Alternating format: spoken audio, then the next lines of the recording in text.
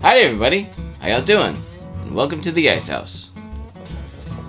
Well, you've probably heard somebody say this over the years, and that is, the medium defines the message. And I do mean medium, like, as in the way the information and the message is delivered, right? The technology used and such like that. Because, sure, we could talk about how the media defines the message, but media bias and all that stuff is kind of a different topic than I want to cover today. And I know there's a lot of people out there who have been covering it, so I agree that it's real, but we'll set that aside for now. But today, I want to talk about the medium, right? And by that, current day and age, we're in the social media, in the push notifications, the internet trolls, the sort of all the voices are talking as loudly together, and it's hard to sift through it, which we've talked about. But let's take a step back, because I really do think the cultural impact of, when MTV aired and they played the song, a little tongue-in-cheek, the video killed the radio star, it really did make a pretty bold statement, right? Because, well, once again, it's the medium and how the information is presented and received, right? So it kind of goes back to the way we store information and file information away. So if you hear something word of mouth, right, it's typically going to be connected with the person who told you that information and the energy and demeanor that they had. Also, if you like that person or not is going to affect how you process that information, right? I mean, that's definitely true. And,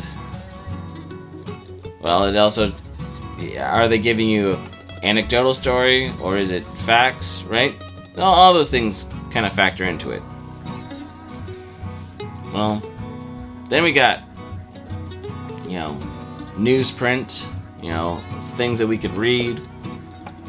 And then when you had the newspaper, where that was published, daily, you got updated news stories from people that, well, hopefully you could trust, right? Or these names in the industry that, well, you trusted the paper to hire people that would give you the facts, and then you have the editorials and opinions, which you could agree or disagree with, and, sometimes you didn't agree with exactly how things were presented, but you were getting information, right?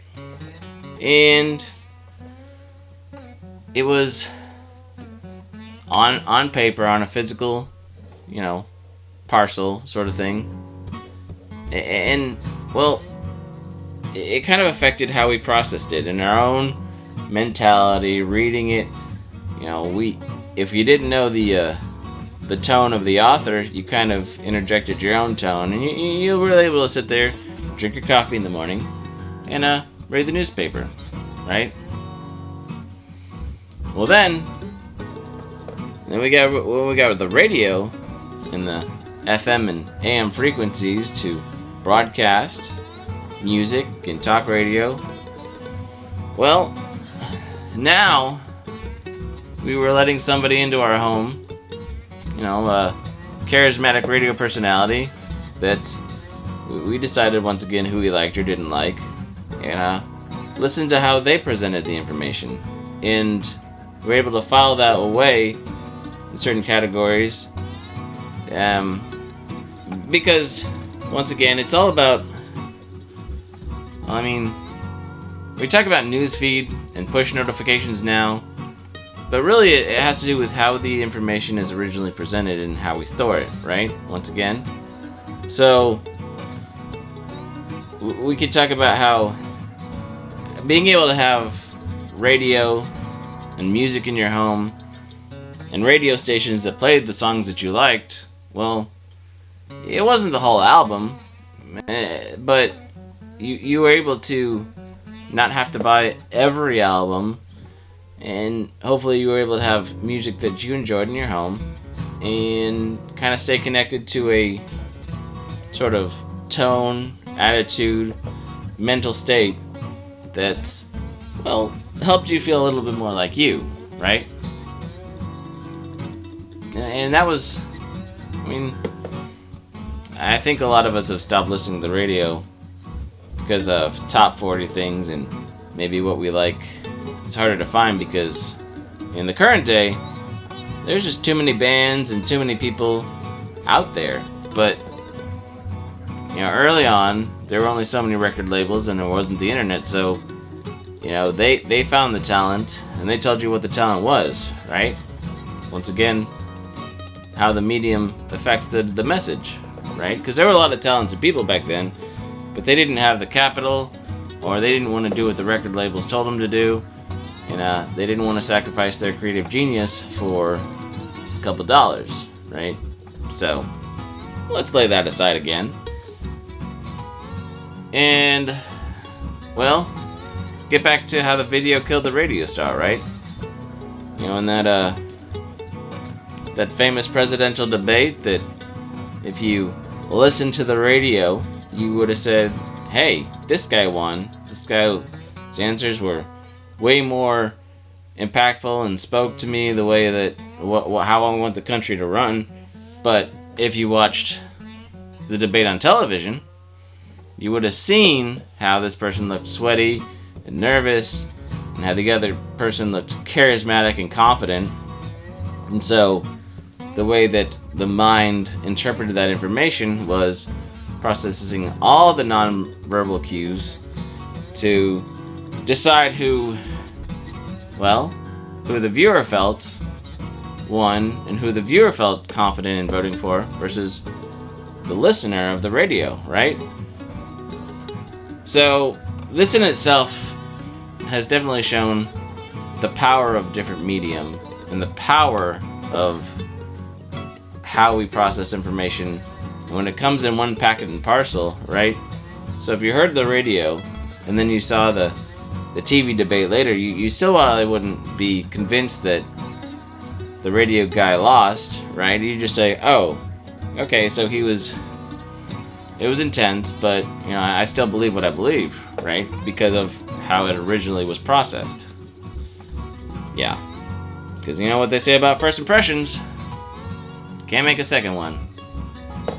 And so, I really do think that how we process information really is, if we don't step back a little bit and allow ourselves to accept new information regarding anything, right? Like now we have the internet, social media, news feeds that we just kind of cycle through all the time, and unless we're paying attention to who says what, it's really easy to get caught up in clickbait, right? And get caught up in, oh, well, I heard this and this and this and this, and then, well, you see it a bunch of times in your news feed because people are retweeting it, reposting it, or all of the clickbait articles and websites are reposting their own versions of it, and so all of a sudden, I mean, it doesn't even have to be bots at this point. It's just you start believing things because you see it enough, and well, I think that's an issue we all have to figure out how to address, because, like I said, there's a whole bunch of trolls out there who just kind of want to, well, stir the pot and push things, but it's tough to sift through the information nowadays, because with the distrust of, well, TV and cable companies and news companies, right? Because they have their own scripts, if you will, and they have their own biases, and, well, every corporate culture, you have to kind of fit the culture, or you kind of get ousted eventually, right? Yeah, you don't fit, and you figure out how to move on. So it's really difficult to know how to process the information. But the truth is, if you really look past all the clickbait, and if you look past all the people just reacting and overreacting to everything they see, you start looking for the people who are actually posting the news and the facts and kind of giving an interpretation but not trying to tell you what to think. Eventually you'll start seeing a bit more of a picture of the truth. And unfortunately, with the way we're inundated by so many forms of medium and media, it takes a little bit longer. So I guess what I'm trying to say is it takes a lot of effort to focus and not make snap judgments and just carry those with us. I think it's something of human nature anyway to take what we initially learned and heard and kind of use that as the foundation that we build everything else on. But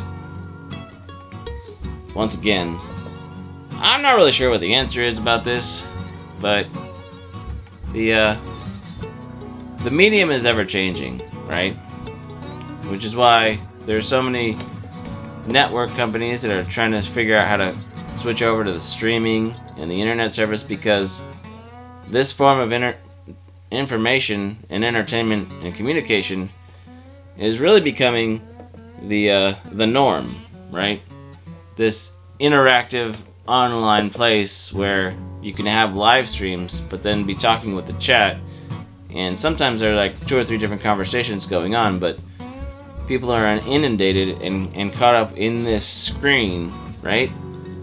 It's almost like multitasking, you know, the about all we can pay attention to is 2.5 conversations or 1.5 conversations going on.